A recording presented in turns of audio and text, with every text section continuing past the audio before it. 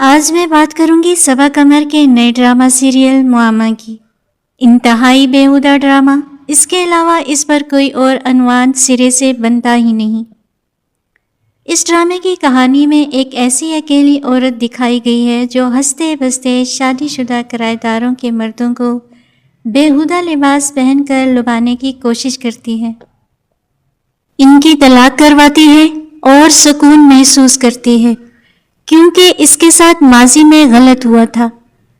اب یہاں سوال یہ پیدا ہوتا ہے کہ آپ قومی ٹی وی پر یہ سب دکھا کر کس قسم کی تباہی کو جنم دے رہے ہیں؟ اکیلی عورت گھر برباد کرتی ہے، اچھے کردار کی نہیں ہوتی، کیا یہ بتانا چاہتے ہیں؟ پہلے ہی ہمارا معاشرہ بیوہ اور طلاق یافتہ عورتوں کے ساتھ جو سلوک کرتا ہے وہ کسی سے ڈھکا چھپا نہیں۔ اکثر ہر وہ عورت جو اکیلی ہو کر اپنا یا اپنے بچوں کا پیٹ پال رہی ہو، اسے شک اور غلط نگاہ سے دیکھا جاتا ہے۔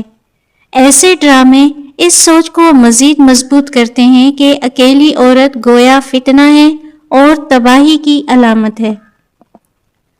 ہر مرد کی وفا پر سوال۔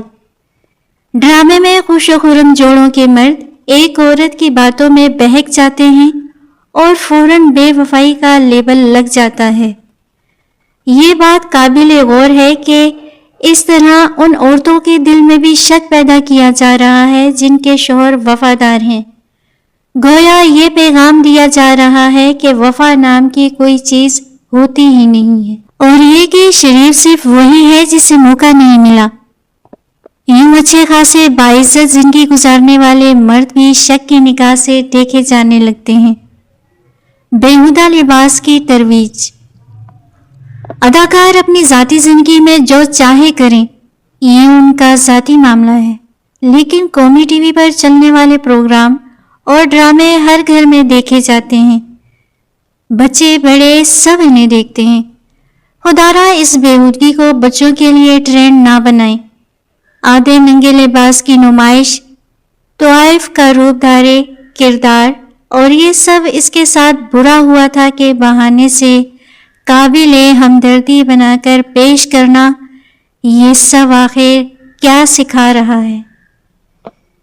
لوگوں کے دلوں میں نرمی پیدا کرنے کے نام پر بے حیائی کو جواز دینا کہاں کی دانش مندی ہے؟